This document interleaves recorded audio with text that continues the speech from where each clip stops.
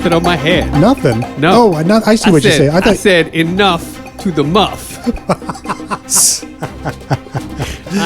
I see that now. There's no band across There's your no band across head. my now always on display noggin. Yeah, you've been liberated. I'm liberated. I'm not hat guy anymore. I don't have these muffs anymore. You're not a hat guy anymore? Look at me. I see that. You see a hat on this head? There's no hat Look there. at my head right now. Sans hat. You are witness to the listener. No hat. There's zero hat. No. So is that permanent? Like you're never wearing a hat again? Well, What's I'm going not. on? Come on. I'm not a never guy. No. I'm a let's change it up guy. Okay. But no hat right now. I didn't wear a hat here today either. No, but you were typically without your hat. No, I often wear a hat. You often wear a hat, and then you'll also take it off. Sure. You'll spin it around on your knee or whatever the fuck you people do, but you'll go out without a hat on often. Well, it depends. Like if it's... I haven't left the house without a hat in probably 2 decades. Wow. That's a long time. How consistent you are. I wear it out if there's sun, if it's sunny and I need to protect my bald head, I'll wear a hat. No, for sure. You know what I mean? Yeah, you have very practical applications for your ball caps. Yeah, if you and I are going out at night or something, I probably won't wear a hat. You're also a ball cap guy. Yeah, I like a ball cap. You're a ball cap guy. And you like a Scully. I'm a Scully guy. I'm a flat cap guy. Flat cap, yep. I don't judge me all you want, motherfuckers. I like a straw fedora. I would not eschew a straw fedora. I've been known to wear one. I'll wear it again someday. What are they? Fedora? I like a pork pie. What's a pork pie? You know what a pork pie is? I don't know what a pork pie is, other than the kind you eat. The impulse is to get up and show you, but I'll just describe it. Okay. It's a very circular hat. So it's flat and circular. Okay. And then the brim sort of just matches that, but with a larger profile. Okay. So you got a flat circular, John. Okay. Yeah, why don't you just look it up, do some motherfucker? Googling. This guy's staring at 5 screens. He's making me describe. None of them are any pork good. None of them have pork pies on it. I've got 100 screens here. I can't see a single pork pie. I'm a chapeau guy, my brother. You know certainly this. are. But I'm eschewing that. Pork pie. It was in the midst of a mushroom fueled that thing episode, and my head was like, "Let me breathe, bro. Let me out." Your head actually said that to you? Right? Yeah. During the episode. Yeah. Wow. That's cool. And I was like, "You got it, man. You've done pretty great for me. This is the least I can do. Why had you not asked sooner?" Maybe it wasn't ready to come out yet. Well, I think it feels ready now. Okay, good. Well, and I've been getting a lot of feedback. Yeah, good. A lot of feedback. Some of it good, some of it bad. I'm not going to lie. This one lady I work with is like, I don't know if I can do this. And I was like, well, I'm doing it. So that should be, that's good enough. Did you offer her any mushrooms? You think that's the inroad for people that are showing me resistance? Yeah, because then your head will talk to them too. And be like, lady, I had to get out. I was suffocating under there. I couldn't breathe in there. You can't put me in a pork pie. What are you doing? What are you doing? Please appreciate my candor. Let's not have any judgment about the use of psychedelics. No. Not from you. Oh, okay. You're always very receptive. Sure. I'm talking about the listener. No, they love it. I'm not sure that's true. I'm sure it is. I'm not sure that's true. They support you. They love you. Let's have a reach out on this. Yes, if that's right. Yeah, let us know. Let's have intercourse over mushrooms. Baby, you are talking my language.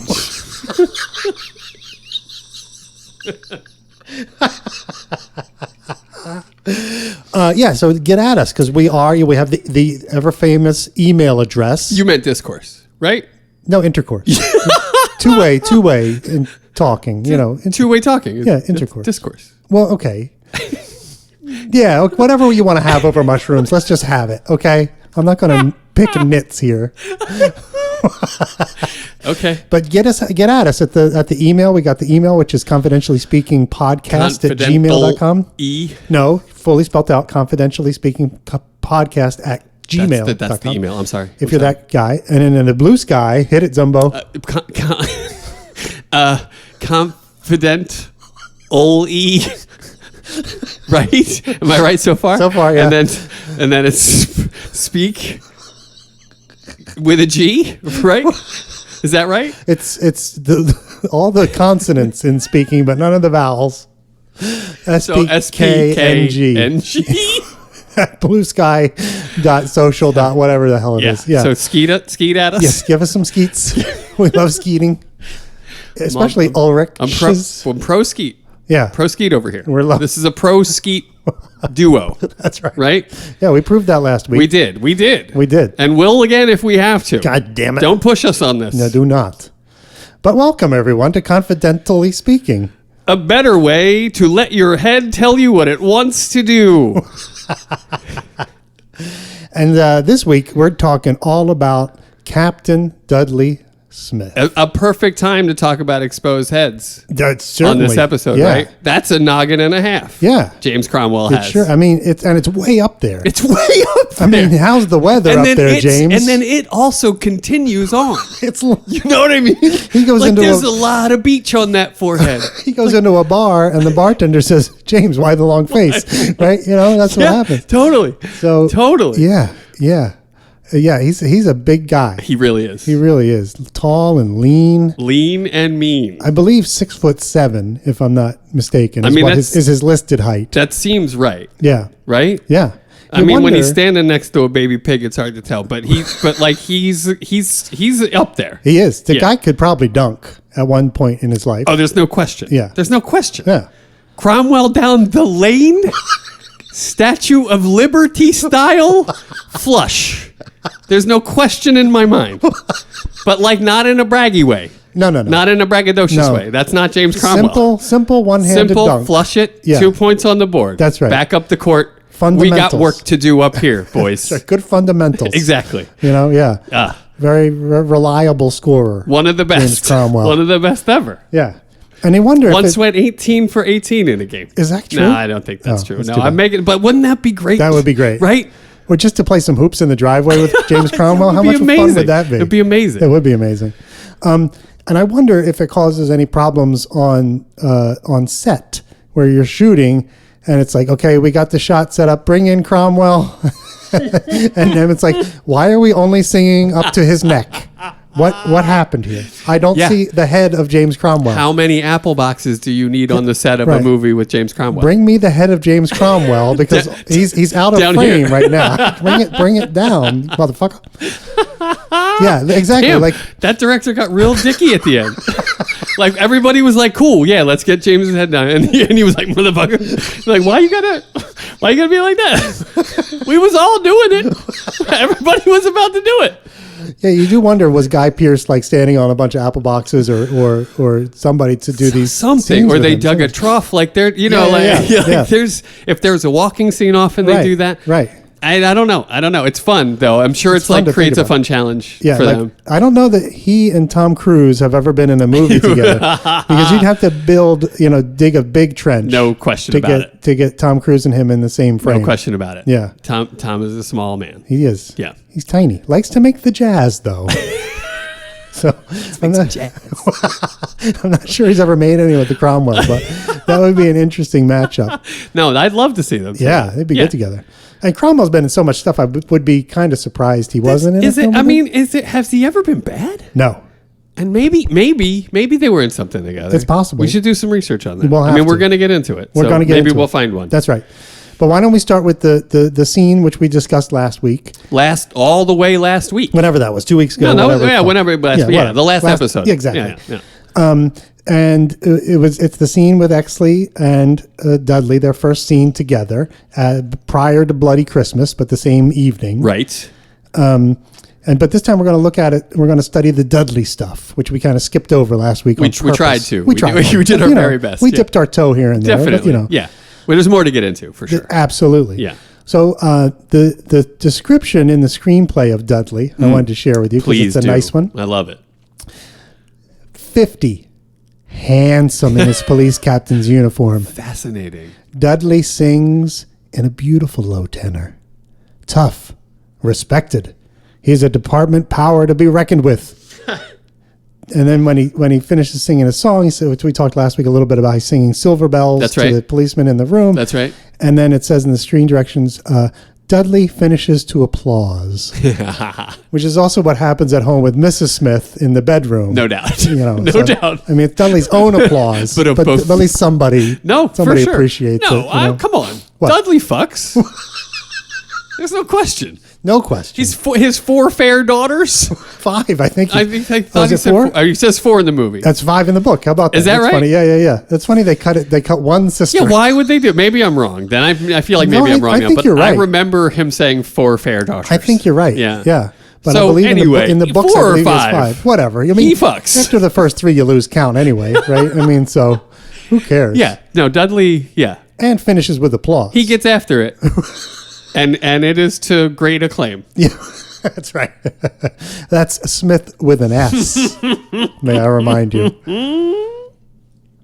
And when we first discovered Dudley, this handsome police captain. That's the part that gets me. Okay. For everything that I love about James Cromwell, handsome is not the first word that springs to mind. But he's not unattractive to look at. I wouldn't say that, but Really? I wouldn't say that he's unattractive to look at. Okay. But handsome he is not. Yeah. Let's be honest. Yeah. Not traditionally handsome, right? Like he's. I think that's what we're talking about. Yeah, because anybody could be handsome to anybody. I guess That's right. Right. Yeah, subjective. So, yeah. Handsome. But yeah, handsome in his police captain's uniform. Well, maybe it's only when he's in his police captain's uniform, and in that scene he's wearing a suit. Fair enough. Or a jacket or whatever. Fair enough. So Yeah. he looks like shit. Maybe that's the problem. I'm sorry. Not what I'm saying. I didn't mean to derail with my vanity inquiries, but like I just don't see him as handsome. That's fair. And You maybe know? that's what's why the power rankings on James Cromwell in the handsome scale. maybe he maybe that's one of the things about his career why he never had like the big, he wasn't a leading man Not a huge type breakout guy. Yeah, like he's not like a leading man guy Potentially. because he wasn't as handsome as you need to be a leading man. Potentially. Yeah. Yeah. It's more of a character actor. Yeah. I don't know. But anyway, I'm looking at a young James Cromwell. yeah, what do you think? Not so bad. There you go. Yeah. See? Yeah. You can't fault a guy for age. Kind of fetching. There you go. In fact. See? All right. Almost handsome in his police captain's I take it all uniform. back. Okay, good. Well, when we first find him, he's singing in his beautiful low tenor in the room, and Exley's watching him in the like briefing room, and the cops are listening and watching him sing, and he's singing the song "Silver Bells." Silver Bells. The Christmas Carol. We love that one. It's a nice one. Yeah. It's Christmas time in the city. Right? Yeah. And the song is by 2 guys named Ray Evans and Jay Livingston. Oh. It was first released in 1950. So this is a recent release for the movie. Yeah. Right? Like it Right. has not been in the public consciousness as long as it has been. Boom. When I was a kid, It was a new song to these folks. exactly Crazy. Like when we were kids and we were singing it in school and stuff. It had been around for 30 years. That's or whatever. right. But this is a brand new, hot number. It is. That has, yeah. just like James Cromwell, that has taken over the airwaves. It's a shitty song though, right? I mean, I know you got stuff to say on this, but that's a terrible, it's always been, right? Like it's dirgy. It's just not melodically interesting in any way. City sidewalks. It's something sidewalks. What does da. Like, what are we doing? Dressed in holiday style. In the air, there's a feeling of Christmas. I prefer it as a spoken word piece. Do you? Yeah. Please continue. People laughing. Something. Children skipping. I don't know. Whatever. Isn't somebody meeting smile after smile? Yeah, something like that. Yeah. Meeting smile, and on every street corner, every fucking one, to the point where it's annoying. You hear Silver Bells. Da. Da, da, da. Like, that's, come on, man. What are we talking about? What are you talking about? We're going to like it even less after I tell you this. Okay, great. So it came out in 1950, and it started out as the title Tinkle Bells. Tinkle Bells. Tinkle Bells. And it was inspired by, people thought it was inspired by the idea of the guys on the street corner doing the charity thing with the like Salvation Army. the dressed as Santa, and they're ringing the bells, and people thought that's what it was all about. That's right. But it was inspired by a little bell that these two guys, Evans and Livingston, had on their desk between them. They worked at the same desk, like you and I are sitting at the same desk. That's the song just gets worse. Little bell sitting there. I get it. I hear what you're saying. It was a tinkle bell. So they wrote this song called Tinkle Bells. And Ray Evans, who must have been the guy who wrote the music and not the lyrics, said, quote, hey, quote, we never thought that tinkle had a double meaning until Jay went home and his first wife said to him, are you out of your mind? Do you know what the word tinkle is? That was going to be my guess, frankly. That some logical person outside of the confines of that duo was like, what the fuck are you guys doing? I just love that, though. He comes home like, honey, we just wrote Wait till this you great hear song. this. Yeah, totally. And she's like, you fucking idiot. Yeah, I love the that. best part is I love that. Either he divorced her or she divorced him because it was his first wife. Yeah.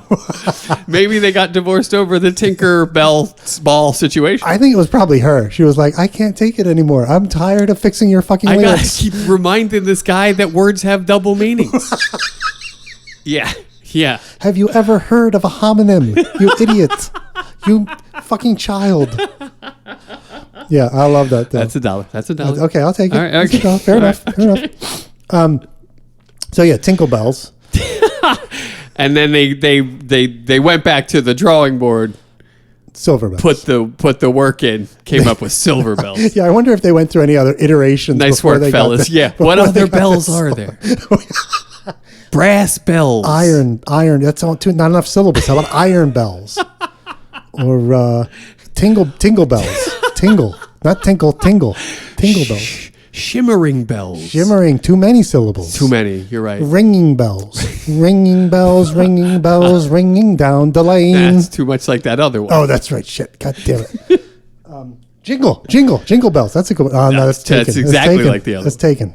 Damn. Yeah, so that there it is. those guys were They good. workshopped it. Home by 3. Silver bells. Good for those guys. Good for those guys. But it was a big hit in big the hit. 1950s. Dudley Smith loves it. Oh my God. One of his favorites. Yeah.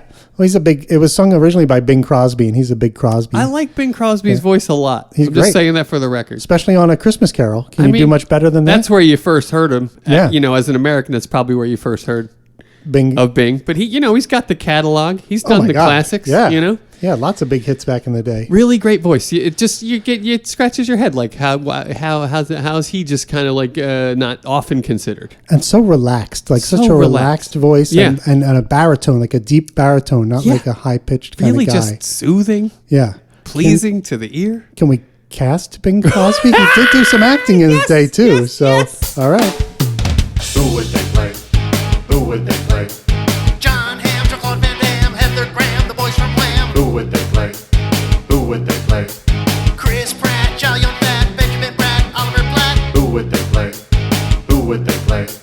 Who would they play? Bing Crosby did some acting. I mean, he did all those movies with Bob Hope, where he was doing the That's right. around the world, right. on the road with Yeah, blah blah blah, whatever they with did. those two. Those two guys, Yeah. where they did on the road to Zanzibar and on the road to this and on the road to that. That's right. And of course, White Christmas, huge hit. Huge. With Danny Kaye. Huge. He's a real song and dance man, doing comedy, doing dancing. He does it all. I mean, he was, Yeah. other than Barbara Streisand, no one else could do it like Bing Crosby. I'm putting that stake in the ground right here, right now. Okay. Okay. I mean, how come only How come only those two? I don't know. I made that up. I mean, but Bing he had the wow factor. There was things that you would just be like, whoa, about that guy. And he did movies where he didn't sing too. There's like the Bells of St. Mary's or something like that. He might have sang one song in that, but I think he's like, he plays a priest and there's a bunch of hoodlums that he like reforms and whatever. Blah, he's blah, got blah. 109 acting credits. Yeah, he did a lot of shit, man. Apparently. Yeah, he really did. All right. Well, I've probably just seen White Christmas. Okay. Frankly, I don't know that I've seen him in anything. And High Society, I've seen that. Oh, High Society, right? Sure, yeah. He's in that, right? Yes, he is. Yeah. I think that's probably it. But then all those Road to movies, I've seen clips of those over the years. So I get a sense of what he brings to the table as an actor. Yep. And that's what we're doing here, right? That's right. Yeah, exactly. Exactly. We don't all right. I think I got it. I think I got one. Oh, I'm having a tough time. Okay. I went through a couple possibilities in my head. Like, I feel like I don't want to put him in the big, in the big three. Like, I feel like he should be sort of a supporting character. But maybe I'm missing the boat there. No, I don't think. I mean, I think that's fair. That's fair. This is not my. I think through the big three first, and I'm just gonna say it. I think he'd make a good Jack Vincent. Yeah, I considered that as well. Yeah. The first thing that popped into my head, and it's probably wrong, but to have him be Stensland, like sitting in the back of that car getting, come on, bud, we gotta go down to the station. And I mean, that's get the boys some fucking liquor. hilarious. That's fucking hilarious. You're like Santa Claus with that list, bud. You're like a Santa Claus with that list, bud. What are you doing? Smoking his pipe back there, you know? Come on, bud. Let's get down to the station. Let's get out of here. That's hilarious. I can't join you tonight, bud. I got a date. Got a big date tonight, bud. I'll tell you about it another time, my good friend.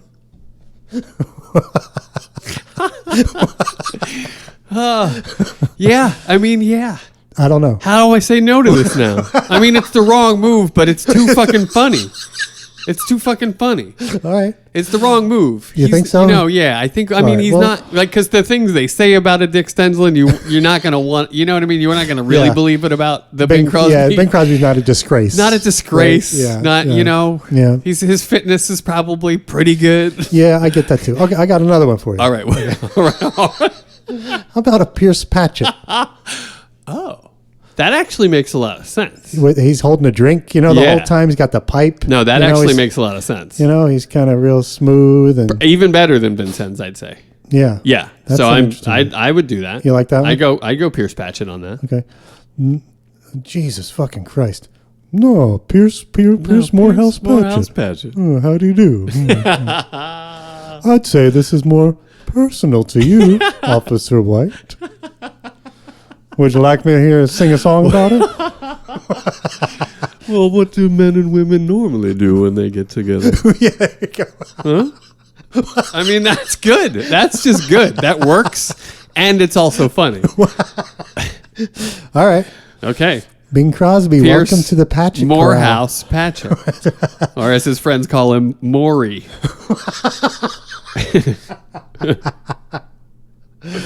Oh, man. I love it. That's fun. All right. That's All right. in the books. Thanks, we Bing. got a Pierce corral now. Yay. We have not had that I don't previously. think we did not. That's did great. not. Perfect. Starting to fill them up. We are. This love it. is getting very exciting. It is getting exciting. Yeah. Thanks for that idea. Sure. What a great idea. Thank you. Okay.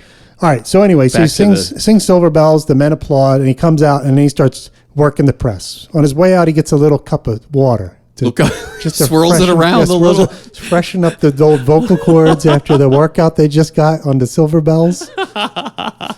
Clear the mucus out of there or whatever. I mean, it's also a lot of throat.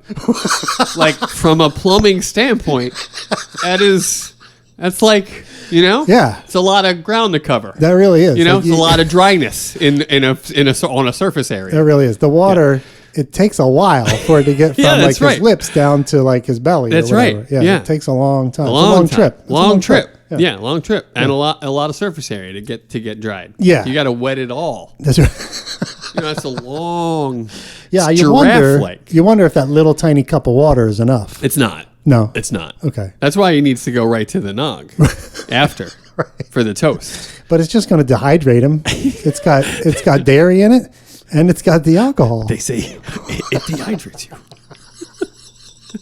Dala. I like how I egged you into that one. Eggnogged you into it. You didn't have to do it, but by the power of suggestion, you knew I would not be able to not do it. Exactly. That's we're gonna have to put an end to that. That's gonna cost me a lot of money because I can't not do it. That's right. I'm training myself. I will try. I will get there. Okay. I'm just not there yet. All right. I look forward to it. I'm going to keep laying the traps. I know you will. Yeah, of course I will. So yeah, he gets a little drink of water and then he comes out. Forget the formalities, pal. It's me. It's Dudley. It's Dudley. You don't have to call me Captain Smith. That's a bit much, don't you think? Yeah. Yeah. Sparky, or whatever that guy's name is. Smitty. Press dude. Yeah, press dude. Presley. Elvis Presley. Preston Exley. Wait, isn't there? Wait. Yeah, Preston Exley. Yeah, Preston Exley. Yeah. That's with two Ed's S's. dad. Preston. That's terrible. That is terrible. Scoop, whatever his name is. That's like a Star Wars name. Yeah, exactly. You know what I mean? Scoop Rodriguez with the newspaper there. Scoop. Don't just call me Dudley. Okay. That's right. Drop the formalities, huh? That guy should know better. It's Christmas. Yeah. So. Yeah. What are we doing here? Right. So then the guy shares his brilliant title with Dudley. Hey, Dudley, I came up with a great title from the article. We're doing this again. Yeah, Silent Night with the L.A.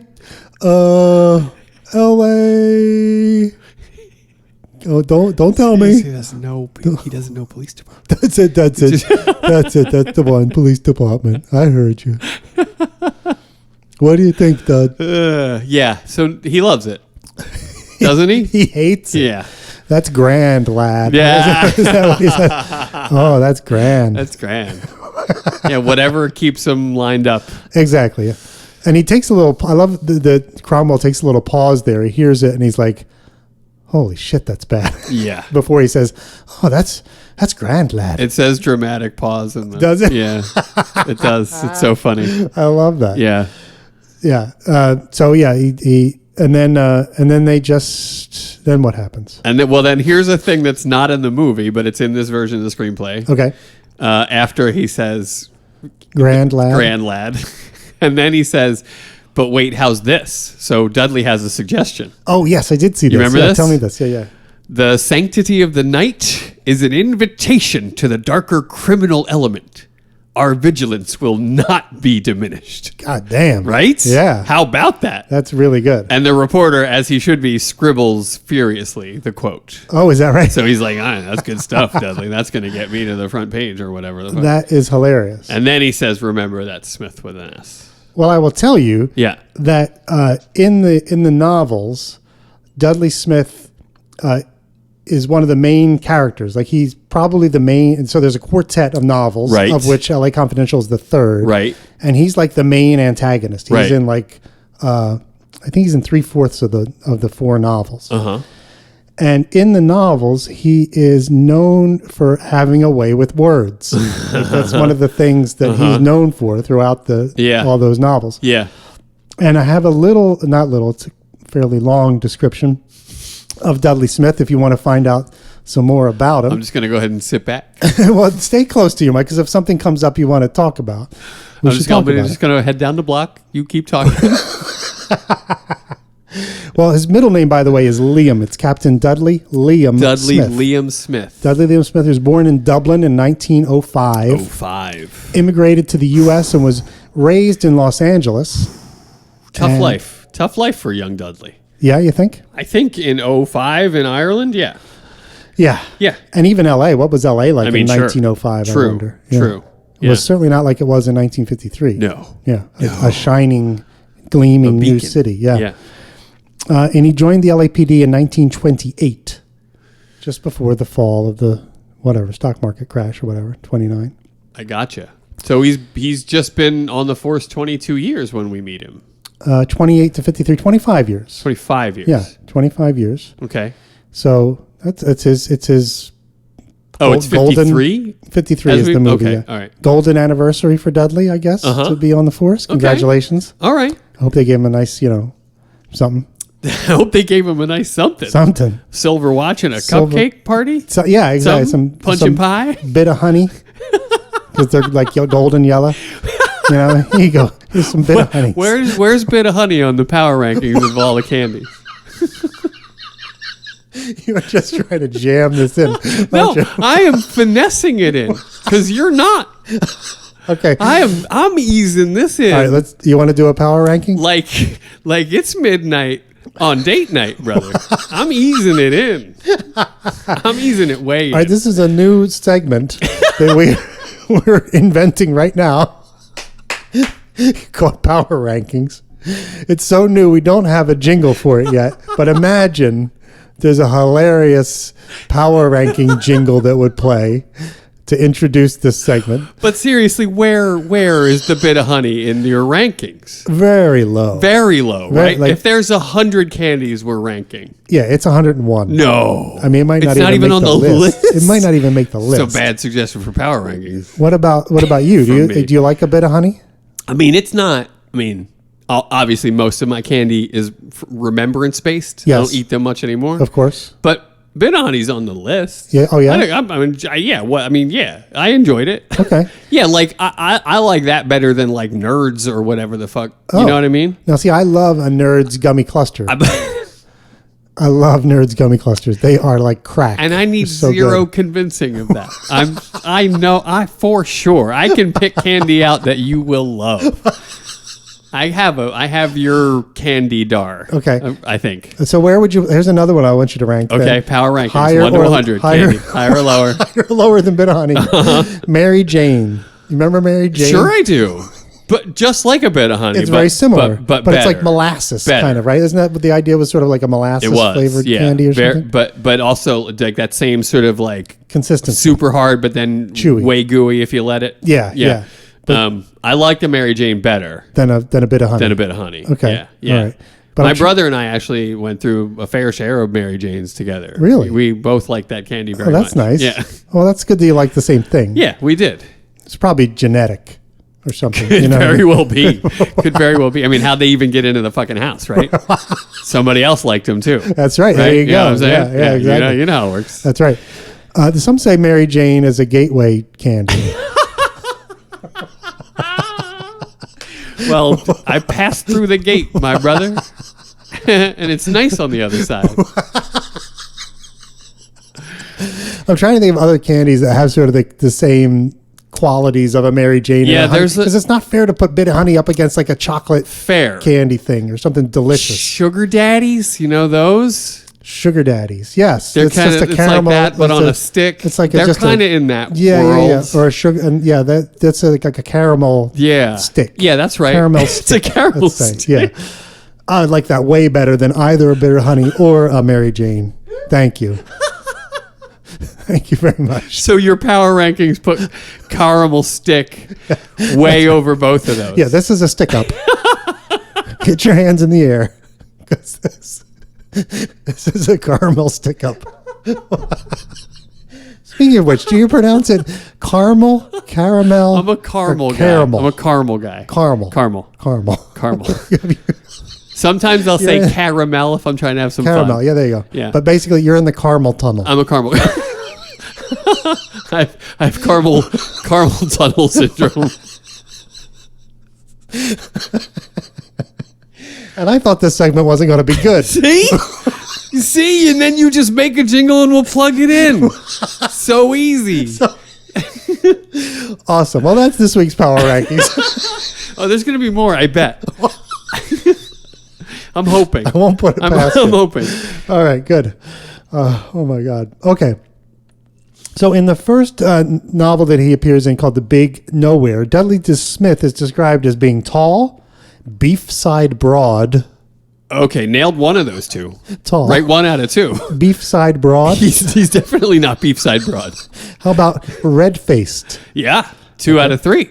and he's got brown hair and brown eyes. Once upon a time, except Dudley doesn't have. I mean, our James Cromwell doesn't have brown eyes. He's a blue-eyed gentleman. Oh, is he not? really? I Isn't don't he? know. I couldn't tell. Couldn't tell you. I think he is. I haven't really. I think stared- hauntingly so. Probably. Yeah. I haven't stared deeply into his eyes. I mean, that's all I do some nights. Is I'll hit pause on LA Confidential and just like, just get right up to the screen, you know? Yeah, I think he's got baby blues. okay, I would. That sounds good. Yeah. That sounds right. So we're 2 for 4. Okay, and as well as having a tenor brogue, and 3 being, for 5. and being Jesuit college trained. 4 for 6. His verbal style also indicates he is a lexophile, as I mentioned before. He loves 5 language. for 7. Yeah. Cromwell pulls that way off. Yeah, and the writers too did a good job of For kind of sure. bringing that out. For Have sure. you a benediction boyo? I mean- or a valediction. Sorry, have you a valediction boyo? Yeah, throughout the film, it's Yeah. very clear he has a way with words. Yeah, and absolutely. and that's why I love the character so much. Yeah, you know. yeah. All the stuff he says to Bud, where he says like, "You haven't been your usual brutal self or That's whatever, right. violent self Yeah. or whatever it is." Yeah, Yeah. that whole line is really great. Yeah. In the novel L.A. Confidential, Jack Vincennes tells Bud White and Edmund Exley that Dudley worked in the OSS in Paraguay after World War II. And in White Jazz, a newspaper story mentions that he was a World War II OSS spy master. So the guy was like a ridiculously good spy, meaning he had he's like a two-faced kind of, say one thing and hide the other. Office of Strategic Services. Oh, there you go. Thank you. Yeah, you're very welcome. Yeah, it seemed clear that you kept saying it, and neither of us knew what the fuck you were talking about. but that makes so much sense, right? Yeah, he was a spy. Yeah. Total spy guy. He's a spy. Totally covert operator. Exactly. Totally. Can take over another That's guy's it. whole operation. crime operation, That's and right. no one would know. That's right. Brilliant. No, and in the fucking kitchen, that's a total fucking spy move. Yeah. That is a total fucking kitchen spy move. Yeah, he's got that gun in his... Got that gun hidden in his a tea kettle or wherever the fuck. Yeah. Fuck yeah, Dudley. He's a spy. That's so good. Isn't that great? Yeah. Yeah. I love that. He's got a wife and 5 daughters, according to the book, 5 daughters. 5 fair daughters in the book. Interesting. And he killed 8 men in the line of duty. Okay. I mean, 8, quote unquote, 8 men. Yeah, right? exactly. Yeah. Hundreds. Well, in World War II, it might have only been 8, Oh, I hear what you're saying. In that line of I hear what duty, you're saying. when he was in the war. I hear what you're saying. Here's this is, I'm getting kind of a little deep here into the thing, but he was in the books, he's the clandestine protector of 2 rival criminal families, 2 sort of mafia families, the Herricks and the Cavestians in the 1930s. How about it? In 1942, he, as a policeman now, he murdered Jose Diaz in the infamous Sleepy Lagoon murder The case. Sleepy Lagoon murder case, of course. Yeah. Yeah. It's like the Dahlia murders, where everybody knows about the Sleepy Exactly. Lagoon. And he was, in the novels at least, he has a hand in investigating the Dahlia thing too. That's you have to make some relative correlation there if you're writing a cop who existed in that time. in LA in the 50s. Yeah, Yeah. exactly. Yep. He's first mentioned in a novel called Clandestine, which is set in 1951, and again in 1950 in the novel called The Big Nowhere, where he's recruited by Deputy DA Ellis Lowe Ellis Lowe. to investigate communist influence in Hollywood. Ellis Lowe, what a piece of shit. to investigate communists in Hollywood. Communist influence in Hollywood. Yeah. So bringing in sort of the what's called the Red Terror and the Right. smoking Yeah, out yeah, all yeah. the people in Hollywood that Yep. got blacklisted and all that kind of stuff. I Yep. love that. I love that that's kind of pulled in Yep. to his story. He and his partner Mal Considine pursue that assignment with vigor, and it's in that book that the extent of his personal corruption is revealed. Dudley and his men were involved in other criminal activities, and in February 1950, Dudley personally tracked down and killed protagonist Buzz Meeks, as stated in the prologue to the novel L.A. Confidential.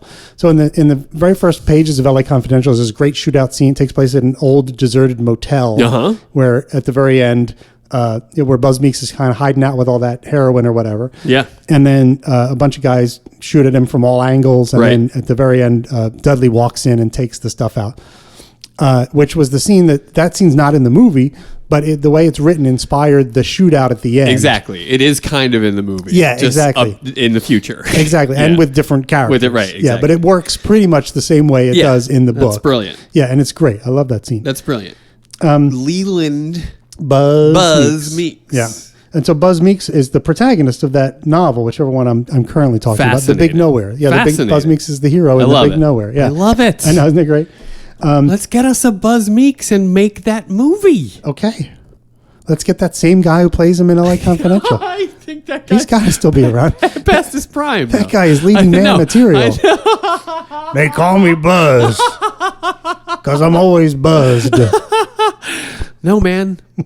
I need a Brolin. I need that new Brolin. How about Guy Pearce? I need Josh Brolin. We cast Guy Pearce. I want Josh Brolin. Okay, you can have Josh Brolin. Can I? Yeah. You is serious? he young enough, do you think? I don't know how old Buzz is in the novel, but We could young him up, probably. we'll do some digital stuff on his No, head? I wouldn't want to do that. I don't either. Just with like a little hair dye, a little, Maybe. a little Maybe. Vaseline on the lens. Well, maybe Brolin could play a young Dudley. No, he can't do Irish. I don't like that. He's not going to be an Irish. No, and he's kind of squat. Yeah. I feel like the Buzz Meeks in this film has a Brolin-esque quality. Okay. Well, maybe to satisfy your Brolin buzz right now, or your Brolin, fever, Segments. we can cast it. Who would they play? Who would they play? Gal Gadot, Russell Crowe, Margaret Cho, John Favreau, Who would they play? Who would they play? Clancy Brown, Rose McGowan, Hugh Downs, Carl Anthony Towns. Who would they play? Who would they play? Who would they play? Josh Brolin, Joshua Brolin. son of Jimmy Brolin. Jimmy? James, right? James Brolin was his dad, right? Wasn't it James Brolin? Yeah. Married to Barbara Streisand, Yes. and by extension, Bing Crosby. Right. By extension. I'd like to congratulate them on their nuptials. A happy couple. Trio. There's no doubt. actually. I guess a happy throuple. But I love Josh Brolin, I have to say. I do too. I mean, Your our probably favorite thing we've seen him in has got to be No Country. yeah. Oh my I mean, God. without Such without a great doubt. movie. Yeah. And he's a great Llewellyn Moss. Oh my Just God. the He's so best. good. Yeah. Best. In all the Coen movies he was in, he's really good. In that one, in True Grit, I think he's great as Tom Chaney, the sort of MacGuffin guy of the thing, the bad guy. Totally. The bad guy. Amazing. And in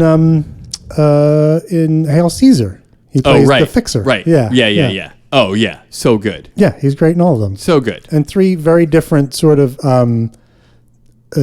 periods, first of all, right? And different eras and things. So he's able to transcend that and do those different time periods. Yeah. Realistically, And he's got a look he does. that is very classic. Yeah, And chiseled. can exist anywhere. Yeah, chiseled chin kind of thing. He can going do on there.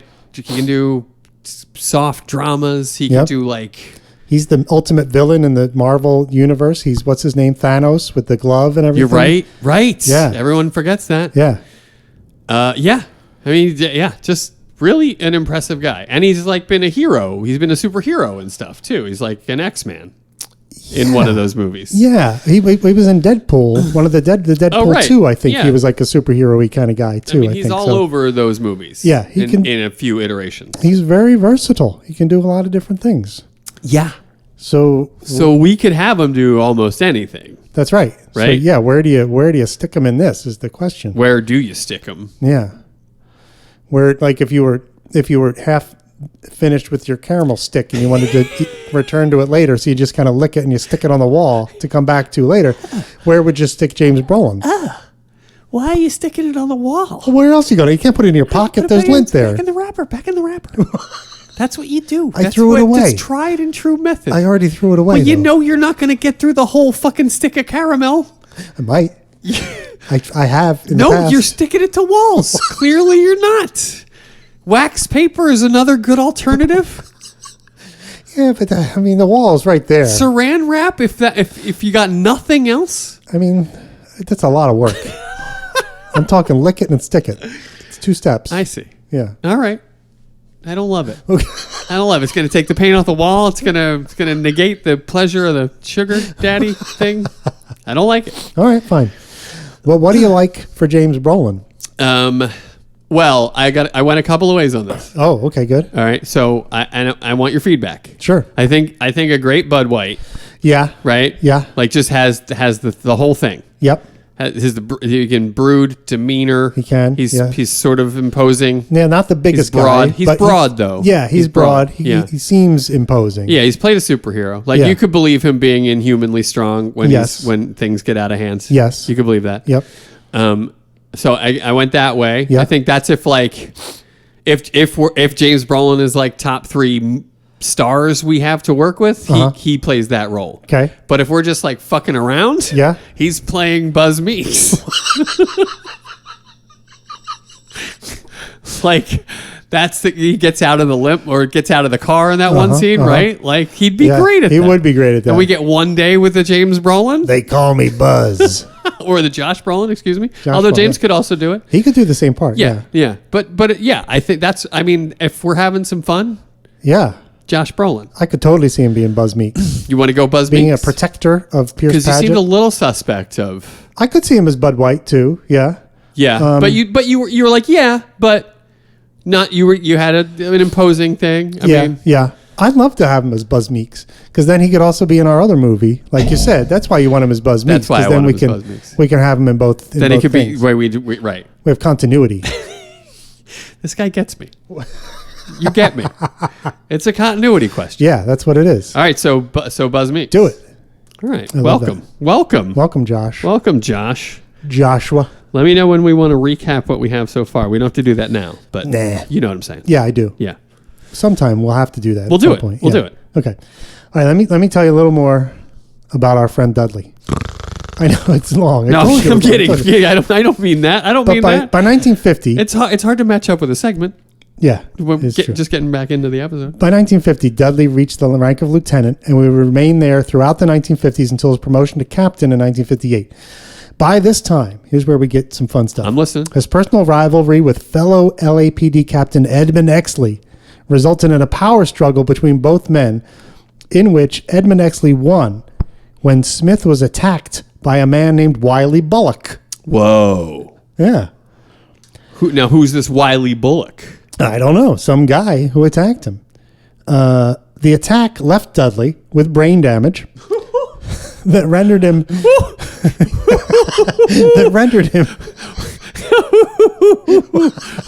Boy, oh. See, you didn't see that coming. No, I did not. you, boy? No, I did not. Okay. No, certainly not. Wow. It rendered him essentially semi-lucid and only rarely lucid. Also, Semi and rarely. yeah, rarely lucid, Rarely and lucid. semi-lucid, Semi-lucid. even then. So even in his lucid, not so lucid, and even that's rare. Yeah. Okay. So, he's very vegetable-esque after this attack by Wiley Bullock. Also in the attack, he lost an eye. I don't know where he dropped it. I mean, they couldn't find it anywhere. They looked and looked, but you couldn't find the eye. Couldn't find the eye. No. That's ironic. And he's paralyzed. Borderline ironic. Yeah, it is borderline When you ironic. can't find an eye. It's like right. Exley walks up to the hospital. But I was like, "Who doesn't have the eye for human nature now, Dudley?" Huh? Yeah. Yeah, You're I right. got 4 eyes. You want one of them? Because you only have one. Dickhead.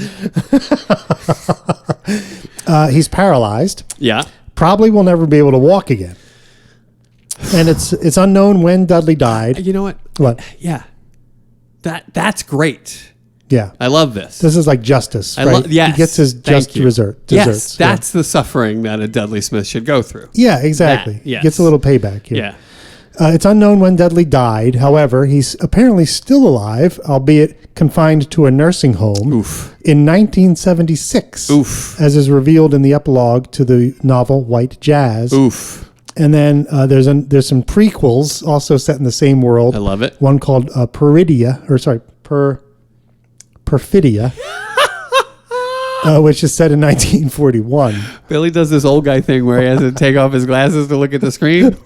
And so that's what that little pause was there. Just so you guys know. And I'll just give you this last paragraph There here, you go. which is going to blow your mind. Smith was thoroughly unscrupulous, ruthless, and evil. Well, we know that. We right? know all that, yeah. He had a large list of crimes that he had committed, including but not limited to theft, pornography distribution, murder, and most disturbingly, infanticide. Dudley personally strangled the 2-day-old baby of the Herrick family in 1937. Now, if you knew that before you started watching LA Confidential, Right. you'd be like, this guy's clearly the bad guy. Right. Right? I mean, 100%. it kind of gives it away. Infanticide. Yeah. Yeah. 2-day-old baby. 2-day-old. 2-day-old. Yeah. That is sick, man. It is. It's crazy. It is crazy. I mean, good on you, James Elroy, but I mean, that is Whoa. disturbing stuff. Infanticide. Yeah. A baby. What A these people 2-day-old do. baby. I don't know. We got to get to the bottom of that. Maybe it's justified infanticide. Justified infanticide. I'm writing jingles too, baby. There's a philosophical exercise that would have to excuse some version of a justified infanticide. Okay, so what things? Like Hitler as a baby, Okay, that's fine. Okay, right? yeah, that's good. That's a justified infanticide. Sure. But this Herrick baby, we don't know if that was. We will. gonna That's grow why up to I'm be asking. Hitler, No, you we know? don't know that. But is there- maybe Dudley did. But is there an excusable reason for strangling a 2-year-old baby? I think that's what I'm saying. Hitler. Okay, but as is a there? baby. But is there like let's just You're saying an innocent? like let's say actually he doesn't actually know the baby's going to grow up to be Hitler, right? What is there any possible reason why you could be like, oh, well, I see why Dudley strangled that 2-day-old Right, baby? like something other than Hitler. Yeah. To justify. Exactly. Okay, yeah. I mean, like, maybe Dudley knows from some kind of prophecy that the baby grows up to be someone that kills his family. That's the same Hitler argument. It's the exact same argument as Well, Hitler. all right. So you're saying Dudley has no knowledge. Well, who are these Herricks? Who are the Herricks? Some crime family I that he want to was start. protecting. See that? Maybe that's justified infanticide. Crime family. Maybe that kid grows up to inherit the empire and fucking makes it worse. And maybe he doesn't. Maybe he's only 2 days old and you got to give him a chance to make his own way in the world. All right. I don't know. I mean, look. I'm just trying to to see. You what I said like it could most be about it. justifiable. Yeah, it is. And there are. I mean, as a philosophical exercise, there's such a thing as a justified infanticide. Okay. There certainly is. Okay. As an exercise. Right. In the real world, I think I'm just attracted to the idea because it seems easy. 2-day-old can't fight back. I mean, at all. yeah. Really. Yeah. They don't even have fingernails to like scratch you with or teeth to bite you with. They got nothing. They got nothing. Nothing. You're nothing but a lot of talking or bad. That's what the kid would say. You're nothing but a lot of poop in a diaper. You tried to kill a little baby, 2-day-old, and they looked up at you and like, you're nothing but a lot of talking or bad. That would be the best. Oh my God. I wouldn't kill that baby. Okay. I'd be like, baby, you're going to be special. Oh my God. You're already talking and you're only 2 days old. And you're quoting one of my favorite movies. I don't know how you're doing that, but clearly I haven't seen it. you're special. Clearly. Something about you that must live on. Exactly. So Dudley was also a hardline communist, and he was well known for his racism, particularly in regards to Jews. And he was a notable proponent of the containment protocol, which he explained as keeping African Americans, he used another term, in the African American areas. Yeah, I mean, that's alluded to in the film. It sure for is. sure. Yeah, he right? definitely tries to pin the night owl He on sets up 3 black dudes. That's the way of the world. That's LA cops. That's the lineage. They're Yep. still doing that shit today. Yeah, Yep. 100%. Yeah. So, but a fascinating character. I mean, if you're going to have a villain in your novel, I mean, all that stuff is shocking. it's amazing, It's right? shocking It and really amazing. is. Yeah. It really is. Like I thought that the judge in Blood Meridian by Cormac McCarthy is a really scary The judge is maybe one of the most scary things I've ever read. Yeah, one of the most disturbing villains Absolutely. ever. But this is pretty darn close. Pretty close. Yeah. Pretty close. Yeah. And especially because of the intelligence. You know what I mean? Like, here he is. He was a spy. Right. You know, he's Right. doing all this stuff. He should know better. He's a fucking cop. Right. You know what I mean? And Right. yet here he is strangling babies. Right. And stuff. I mean, that's the level of evil is shocking. It's incredibly shocking. Yeah. Yeah. You mean my jaw dropped at infanticide. And even before that, you were gun in really upset. the teapot. Yeah, the gun in the teapot is great. Upsetting. It's all upsetting. Yeah. But what's so brilliant about the movie is we don't know how evil he is until the gun comes out of the teapot. That's right. Right. That is what makes that movie that doesn't exist in this world of the larger 4 books like so good. Yeah. It's really good. Yeah. I watched a YouTube video a while ago of a young lady. I should find out the handle so we could point people to it, but it's on YouTube, of a young lady watching LA Confidential for the first time. Oh. And you can watch her reactions to it, right? Oh. And I thought, and I see there's tons of videos like this on YouTube, tons of channels where people watch a movie for the first time. I thought, this is going to be stupid, but I'll give it a try. Sure. I was bored, whatever. And I have to say, I really enjoyed it because it was like watching, seeing the movie through someone else's eyes for the first time. Right. And seeing the surprises and the twists and turns and things was really fun. Right. And this particular young lady is very intuitive. And when Dudley came out of the gathering room in the first scene after singing Silver Bells, Yeah. and he's talking to reporters and everything, she's like, I don't like this guy. Whoa. There's something going on with this guy. I don't trust this guy at all. Ah. So she knew right off the bat. I was really surprised how intuitive she was. And I was curious. I was thinking, well, what was it that set her off? Like, why, Right. how did she know right off the bat? It's feminine intuition, man. Maybe. Yeah, it could be that. They sense creeps before any of us. Yeah. They It could just have been do. that. They just do. And I think a lot of it was. And I think I have a pretty good creepdar. Yeah? But Yeah. nothing like a lady does. Right. Well, they have to be on their guard. It's survival. Yeah, exactly. Yeah, They have totally. to be on their guard because there are more creeps than there are like Totally. normally kind of people. So Totally. I think what really set her off though were the 3 questions. Like when he started asking Exley the 3 questions, she was like, "Wait a minute, why is a cop, Right. the captain of the police force, kind of pushing these Oh, naive YouTuber. Come on. these questions on this guy?" And that's when she mean- was like, "I don't like this guy. This guy, Well, there's something okay. going on here." But he's the cop, right? He is. A cab all day. Well, yeah, like to yeah. even start this film. Right, like, right. We're in a world of assholes. Nobody here is not an asshole. But yeah. I mean that is intuitive in terms of this particular story. Yeah, because I think We I should feel have like her on. Well, we should. I feel like in the first scene, we're set up to kind of find Dudley to be sort of a mentor to Exley. You know what I mean? Like, Yes. And later on, he's sort of a mentor to Bud as well. It's a little bit of a darker relationship, but we see him giving Exley advice and telling him, don't go into the detective bureau, do this, lose the glasses. That's right. He's kind of, and Exley's like kind Tote of that barge, lift that bale. exactly. And Right. Exley seems, for the most part, I mean, he thinks. He answers the questions honestly, and he says he's not going to do all those things that Dudley wants him to do. Right.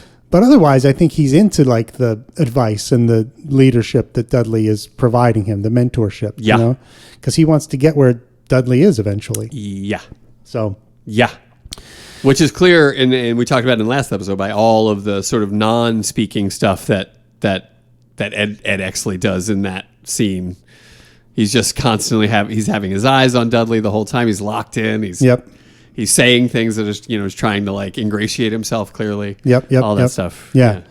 Very interesting. And I want to do a whole episode on this at some point because I think I mentioned it, this idea of like the secret antagonist, like the hidden antagonist, right? Like we know. Oh yeah. We know now You have Dudley's mentioned this. Yeah. Dudley's the bad guy, right? Right. But like when the first time I watched this movie, I didn't know in the scene that Dudley was the bad guy. It took me probably until he shoots Vincennes to know that he was the bad guy. Huh.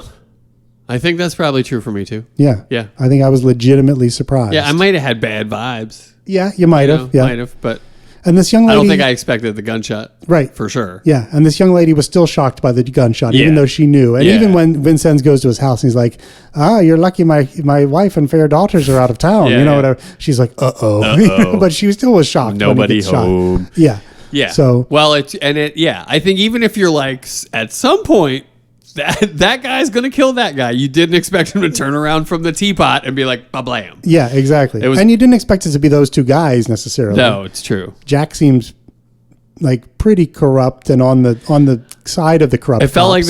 they were on a similar plane in terms of like what they were willing to step over the line for. Right. Yeah. Right. Yeah. Right. Totally. And this is the point where you kind of forget about Dudley's corruption because you're like, oh, Jack's doing the right thing for once. This is great. Yeah. And you want it to go well. You do. You know what I mean? And then like it's such a great lesson. Like fucking leave the $50 on the bar. Yes. Go try to do the right thing. Yep. Wind up dead. Yeah. Like that rings so true to me. Right. Exactly. Yeah. Poor guy. Yeah, poor guy. Oh, well. Poor guy. Anyway. Didn't see it coming, which is shocking because Jack saw everything coming. Yeah, he's pretty sharp. Yeah. Yeah. So back to the scene. So Dudley does the whole thing with the title and the article and the blah, blah, blah. And then he and Exley go downstairs and he gets the liquored up eggnog That's right. from the fellas. That's right. Who wish him a Merry Christmas. And then we see the three questions. Now we're going to talk about those three questions, Three questions sort of like from Dudley's perspective. from Dudley's perspective. Yeah. Exactly. Yeah. What do you think is going on here? Like, why is he, so Exley says he wants to go to Detective Bureau. Right. And so Dudley's like, okay, here's the test, right? You took the lieutenant's test, but here's the real test. Yeah. So he hits him with these three questions. Is it sort of like a loyalty, like a test of loyalty, the test of like, are you going to be on my side, the corrupt cop side, or It are you seems gonna, like whatever? it seems like an argument for why he's not suited for detectiving, right? Like he's like, look, man, this is what goes down in that realm of law enforcement. Mm-hmm. Are you willing to do these things? If not, then you should fucking hit up internal affairs or fucking hit up patrol department because if you can't do this, they're gonna kill you, or you know what I mean, like, or you get in line or they'll kill you. Like that's the lesson here, right? Like if you're not willing to do these three things, if you can't say yes to these three questions, then you're not going to succeed. then it's not a place you're gonna excel in. Right. Yeah. Right. Yeah. Yeah. That's what those seem like to me from his perspective. Gotcha. And then I think it also tells us, from a storytelling standpoint, it also tells us, you know, what Dudley's been willing to do, right? Like we also get a better sense of how Dudley got to where he is. Right. You know what I mean? Yeah. Yep. So it's like it's got that sort of dual effect going on. Like it's warning Ed. It's telling us something about Dud and Ed. Dud and Ed. You got any like appropriate body parts that are like rhyme with Dud? For Dudley? Yeah. Yes, of course I have.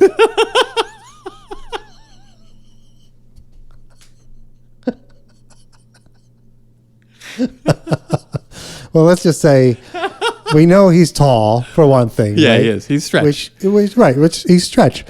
Which means he probably has like large appendages, you know, to go along with his massive height. There's no question. 6'7". So, you know, And probably a wingspan to beat the band. I'm sure. I'm Yeah. just rhyming all over the place today without even trying. Wingspan to beat the band. He's probably a 7'2", 7'3" wingspan. Yeah. You know? With very large appendages. Very large. I think, you know, Studley Dudley is not really off base. I see. You see where I'm I see going you were with this? going down low. What? That's where you were going. You were headed nether. I get you. On him, it's up high. Really, I mean, let's face it. Wait, how high? like normal 6'7". You don't mean guy high on his body. No, like- high off the ground. I guess I don't know what I mean exactly.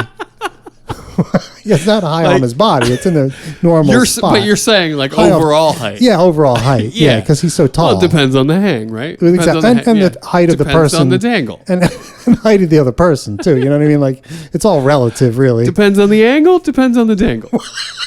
if we're talking about height, That's exactly right? That's 1,000% right. And by the way, did you know that Cromwell himself got his start in television? One of the first roles he ever played was Let's talk about it. Stretch Cunningham on All in the Family. Is that right? Yeah, he was Stretch Cunningham. Is that right? That is right. Is that right? It is totally right. That's crazy. When you said stretch it reminded me that his first TV role was in 1974. He was on an episode of The Rockford Files playing a tennis instructor, which is like just good luck trying to get the ball past him and his tennis racket. I mean, right? you talk about net coverage. I know, right? You know what I'm saying? You can't lob the You ball can't- over no, that. There's no lobbing over it. There's no down the line. There's no cross court. No. He's He's everywhere. killed all angles on a tennis court. exactly There's no right. question about it. What he's teaching people is like, no, what are you doing? Just stand there. Just stand there and put your arm out. Why are you doing all that running? Just be taller. God damn it. What's the matter with you? And then 1 week later, after the episode of the Rockford Files premiered, he was in his first role as Stretch Cunningham on All in the Family, which he did as a recurring character. I love it. Yeah, good friend of Archie Bunker. I love it. Yeah. I love that. I just figured out why I love James Cromwell. Ooh, all right, I love this. I mean, I've always loved him, right? Yeah. But I'm scrolling through Scrolling. the acting credits Yes. on IMDb. Okay. So much so that my finger is aching. There's so many credits, right? But then I get to this one, just one little segment of shows that he worked on. Okay. Okay. You got Family Ties. Uh-huh. He was on Family Ties. Sure. Probably more than once, but for sure once. He was on Night Court. Okay. He was on Hardcastle and McCormick. He was on Knight Rider. Oh my God. He was on Hill Street Blues. Oh my God. He was on Hunter.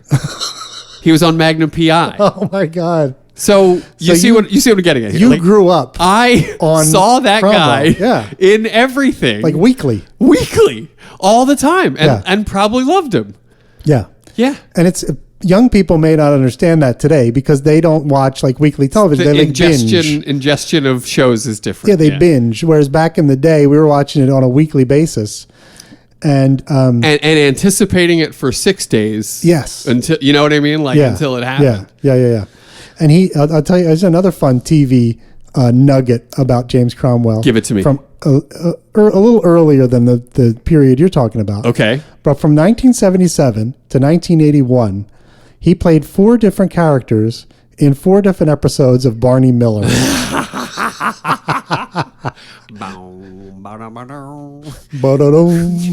So good. What a great theme. Whatever. Yeah, that's a great show, Barney Miller. If you haven't Great seen show. it. It was a great show. It was a great show for sure. It really was. But I love they played 4 different characters in 4. They were like, fuck it. We don't care. We're just going to bring him back next week with a different hat on. And, he's going to be some other dude. I mean, the career of this guy. I know, right? It's off the charts. And we're talking about, so he did Barney Miller comedy, right? Sitcom. Broad, All in the Family, broad sitcom comedy. Totally. In this movie, he's completely evil. Yep. You know what I mean? Like the guy, very versatile. Has been like, yeah, he's been on the worst schlock like Home Improvement, and also like he's been dynamically good in the most rich dramas. Yeah, and then he plays the farmer in Babe. I mean, Babe And is he's an so example lovable. of that. That's He's just so lovable. so in that. lovable. Yeah. So perfect and so lovable. Yeah, amazing. And he's in a bunch of Star Trek movies. He has like a Yes. recurring character Yes. in the Star Trek universe. He's all over the Star He's Trek all over universe. the fucking Star Trek Yeah, universe. it's amazing. The Green Mile. Oh yeah, these he's the Green movies. Mile. Yes, and he's like, that's a great role in the Green Mile because he's very different from what he was doing about the same time in other movies, like our movie. Because he was kind of like the tough, older, like in charge guy, like the general's daughter. He was the general, who was tough in charge of it. And then Generals, yeah, LA exactly. Confidential, and then he does the Green Mile where he plays the warden, and I think it's going to be the same thing where he's like this tough in charge guy. Right. But really, he's a sobbing mess. Yeah. Because his Yeah. wife has cancer. Right. And she's dying. And he's super emotional. And her illness is the impetus by which that story progresses. Yeah. Because it's really good. Yeah, he's great in that. I forgot how good he is really in that. great Yeah. in that. Yeah. It's beautiful. Yeah. Yeah, and I would be remiss if I didn't bring up his turn as President Fowler in The Sum of All Fears. Okay. The movie Okay. where Ben Affleck played Jack Ryan. Oh, sure. That one. You would have to assume at some point he played the president, right? Isn't he's the probably kind of guy, more than once in these the kind of guy who needs to be playing the president. presidential. Yeah, He's definitely presidential. You're going to have to build a bigger podium or whatever, taller podium or something, but otherwise perfect. Yes. Yeah. And then in a movie that I know I've talked to you about, being a favorite, but like one that it's inexplicably bad, but I cannot stop watching it, is iRobot. Oh, iRobot. I love it so much. I love everything. I love every frame of that film. I think it's. I can't tell you why, man. Is this the Will Smith movie? Yeah, that's the iRobot? Will Smith Okay, movie. Yeah. Have you never seen it, or maybe saw it once? I have never seen it. Okay. And this is from the early days of like computer generated special effects, right? Because they have all these robots that are like CGI and stuff. I mean, I think it's a little further along than the early days. It's Okay. not bad. It's actually still pretty okay, even by today's standards, I would say. But I do recognize I have an odd affection for the movie, so maybe I'm forgiving it a little bit. Okay. But he's great in this. He's great in it. He plays like we only meet him posthumously and through like flashbacks and stuff. Oh, okay. Okay. But he's so dear to me in this movie. Oh, he's great. I mean, he is a great actor. And do you remember what the first thing is you ever saw him in? I always think this is fascinating. I mean, obviously, I saw him in all those things that we talked about. Yeah, like Family Ties and whatever. Right. Yeah. I really can't place it. Can't place the first time I saw him. I go back to 1976. Now, I didn't see this movie in 1976, but somewhere in my childhood, I did see early this movie. on, you saw it. Yeah. Early on, I saw this movie. Okay. And, I didn't know at that time who James Cromwell was. Of course. Because he wasn't really like James Cromwell yet. You know what I mean? He Right. was just, Exactly. he was, as it says in his social media bio, you know how like on X or on Blue Sky, you have at the top, you have like a little area where you can put in your information about yourself, like your gender or whatever, and this and that, what you do for a living. Totally. Little bio. Little bio. Yeah. In his, it says, part of it says that guy, because he's like that guy that you recognize from all that stuff. Right? I love it. Yeah. So at that time, he was just like that guy to me and not James Cromwell. Right. But he's in a movie from 1976 called Murder by Death, which I've recommended to you before. You have. It's a comedy, and it's a parody of like Agatha Christie murder mysteries and other murder mysteries of this sort. It's a hilarious movie, and he plays the character that's supposed to be Hercule Poirot. Uh-huh. He plays his... he doesn't play Hercule Poirot. Right. It's played by James Coco, but he plays James Coco's chauffeur. So he's in this chauffeur outfit the whole time, and he's super tall and super thin. He's a big boy. Yeah, and he does like a Belgian or French, dialect kind of thing, and he's great. He's hilarious. So if you haven't seen Murder by Death, it's written by Neil Simon, and it's got a lot of like Neil Simon-esque kind of stuff in it. Some stuff that's really fun zingers and other groaners. I you know see what I mean? that.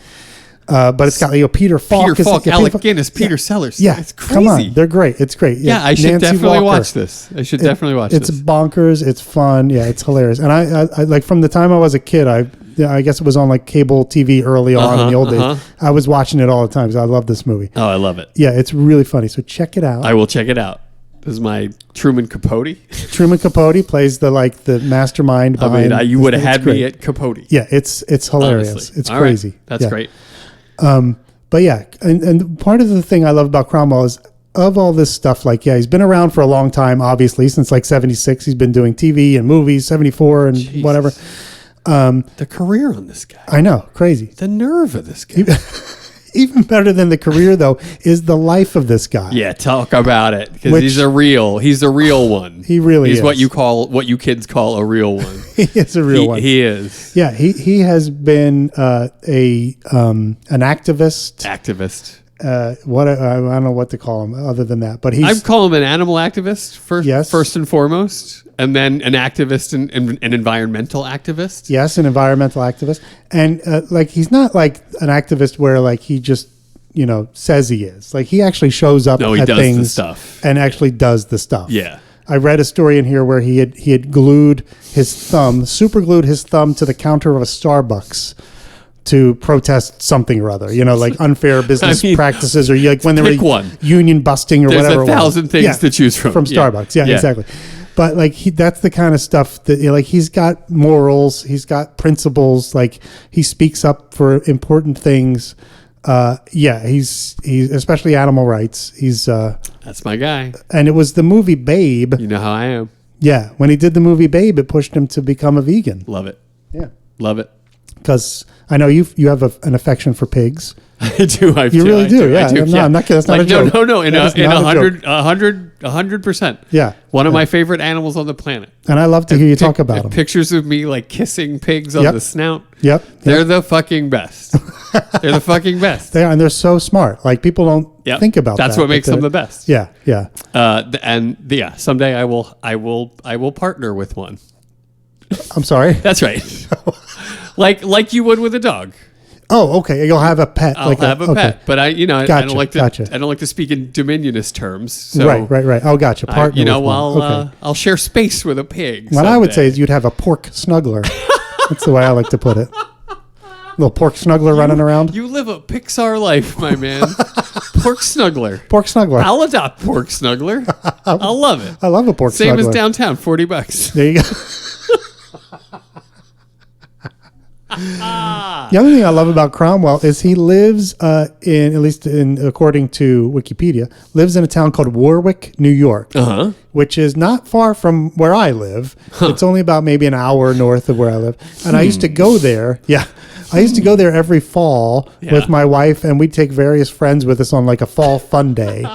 Because they have there's farms there, and you can go and do like corn mazes, and you can get apple cider and apple cider donuts and do all that kind of stuff. So that was like our usual destination. We go up to Warwick, New York, and we do all this stuff. We never round into Cromwell in the process, but sucker for fall festival shit. Yeah, me too. Go stalk Cromwell. Yeah. And get some cider. They also had a restaurant there that was I forget what it was called, but it was a dog restaurant where you're welcome to bring your dog or pig, I'm sure, and all the you know how they hang art in restaurants. Sure, all of it was dogs. Like everywhere, all the art hung up in the restaurant was all dog. Love it. Related. Love it. It was we went there for lunch one time. It was so fun. Love it. Yeah, it was great. So the fact he lives in Warwick just kind of fits. Yeah. Let's go check it out. Yeah, I love the guy. He's been arrested multiple times. Yeah, that's my for kind protesting. Of guy. That's my kind of guy. He's great. I mean, heart's in the right place. Yeah, he doesn't take himself so seriously. He calls himself that guy. Incredibly talented. Incredibly talented. Like, obviously, is a professional to work with. Yeah. You know? Yeah. Yeah, people must love working with him. Keep working with him like this unless he was like special. Yeah, 4 times in 4 different episodes of Barney Miller, just playing somebody else. Playing somebody else. Like they didn't bother looking at anybody like else. That back in the day. Yeah. That's so funny. Yeah, it's man, and the credits speak for themselves. It's like every show that ever had any success, he was on it. Yeah. You know what I mean? Yeah, it's the kind of career that you want to have where you're like he's famous and admired, but he's not so famous that he can't live a normal life. Right. You know what I mean? He can't live a normal life, but people don't know where they know him from, which is why they usually go like, hey, you're that guy. Exactly. Yeah. And you wonder with his height, if he's able to get away with not being recognized more. Probably really hard. He's so very singularly James Cromwell. You think so? You think you just see him and you're just like, oh, that's Cromwell. I think, yeah. What would he do? Put on a ball cap and a trench coat? You'd still be like, yeah.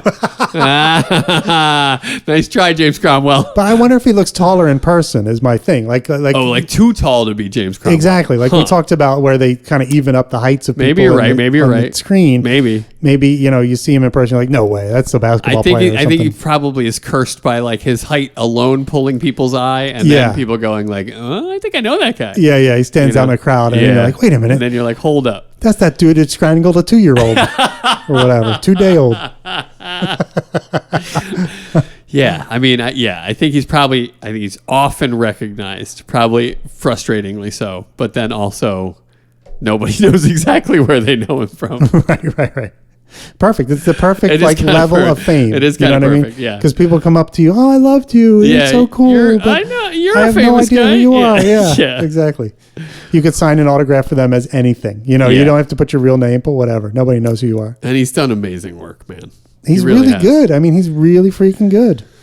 In this movie, in our movie, he's great, and I can't think of a time where I was like, oh, I can't believe how bad James Cromwell was. Like, there's not a single time I've seen him where he wasn't good. Never have I been disappointed to see James Cromwell. Yeah. I was watching a MASH episode recently, and up pops James Cromwell, and I'm like, sweet. Yeah, right. It's perfect. This episode just got a whole lot better. Exactly. Yeah. Exactly. Yeah. No offense, Alan Alda. Right. I love you too. Yeah. Uh-oh. Who would they play? Who would they play? Ricky Jay, Tina Fey, Marvin Gaye, and F.M. Who would they play? Who would they play? Roger Moore, Shasha Gabor, Pauly Shore, Tupac Shakur. Who would they play? Who would they play? Who would they play?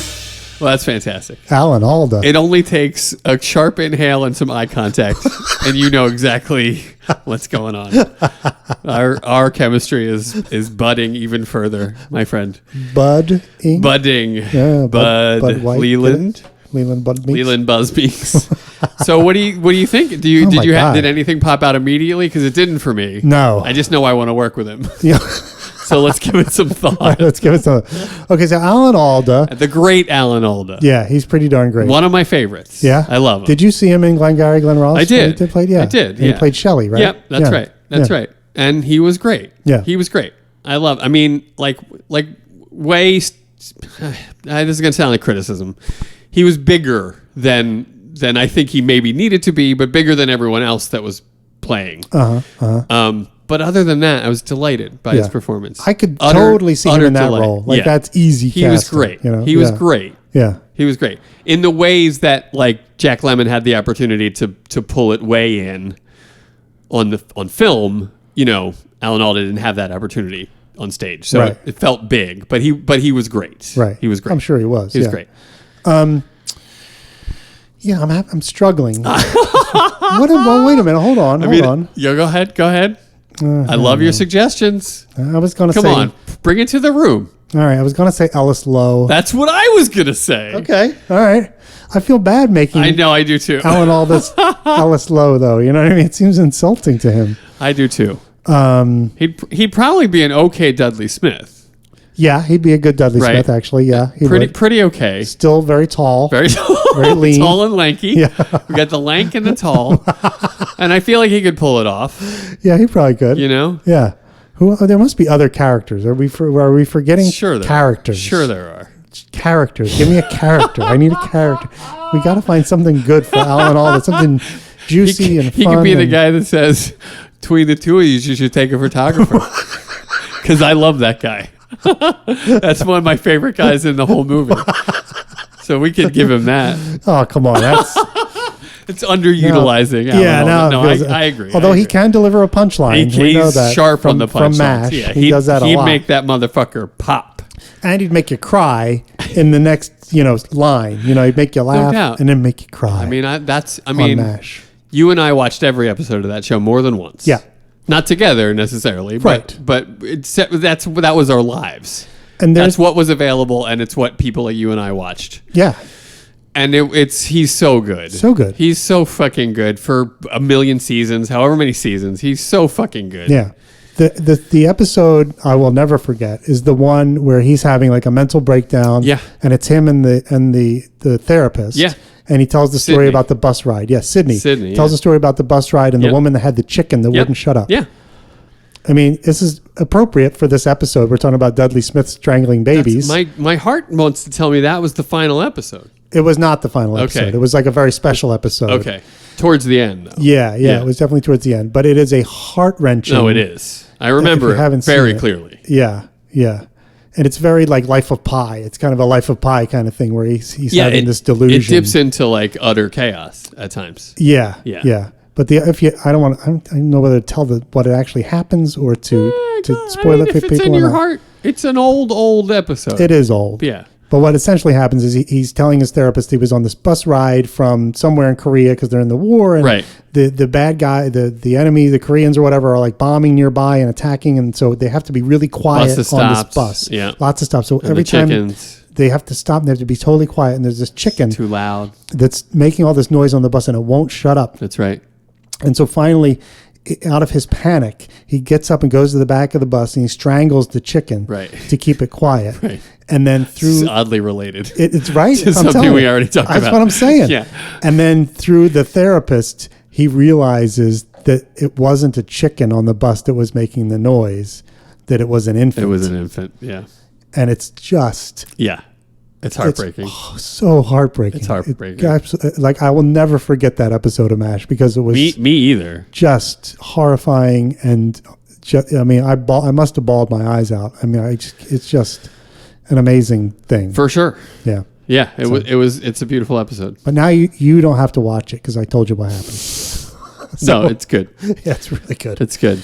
And it's almost all, there are scenes and stuff, but it's mostly Alan Alda really makes the whole thing go in that episode. He For really sure. just, yeah. No, yeah. And I think he might have directed that one too, actually. Probably. To think of it. And maybe even wrote too. Maybe. He wrote a bunch of those. He did, yeah.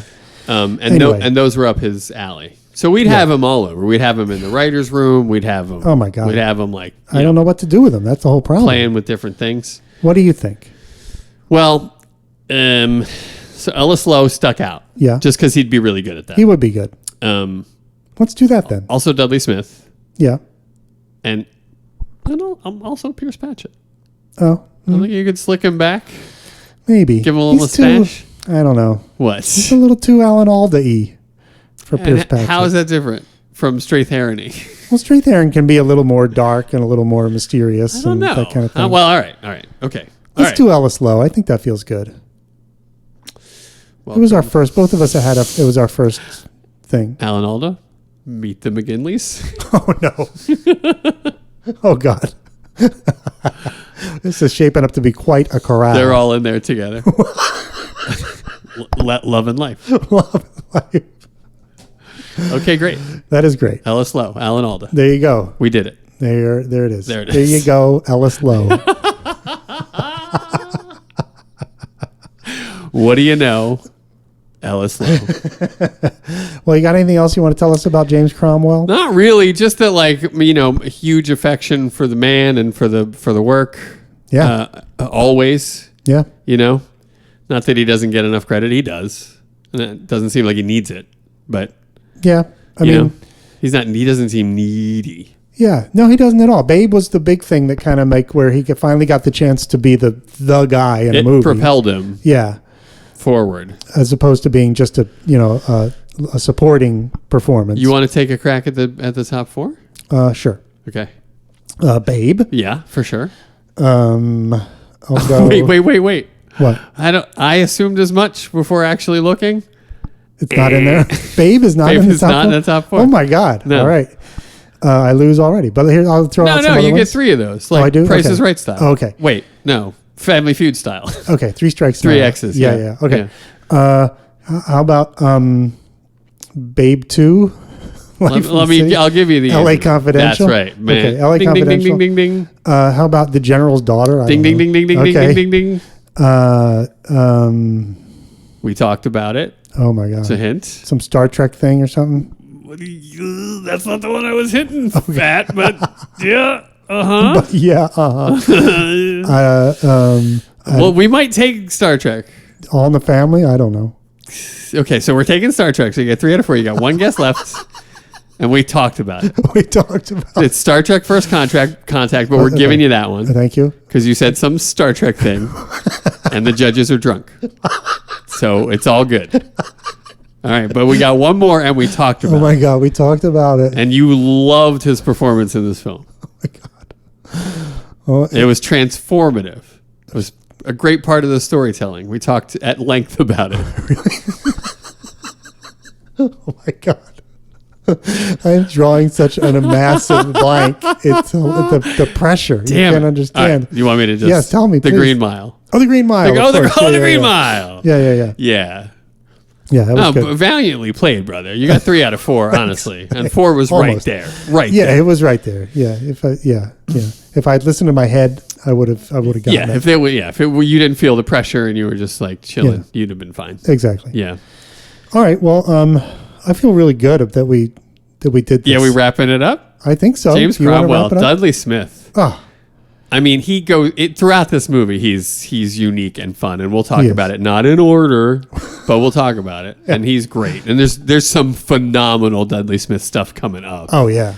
So Throughout. I can't wait to get back into that. But this is a great introduction to the character and Exactly. the man and the actor and the stuff. That's right. We had some fun. We strangled at least 2 babies. At least 2. Let's get out of here before we strangle any We don't more. want to strangle anymore. No. No. 2 is too many. That's right. That's in the strangled babies category. 2 is too many. Less than 1. That's is a where bold you wanna- stance, Yeah. brother. Yes. I am nothing if not proponent of not strangling babies. I'm anti-baby Baby strangling. strangle. That's right. Yeah, same. We'll get T-shirts made. It'll be awesome. All right. Thanks, everybody. Bye. Bye-bye.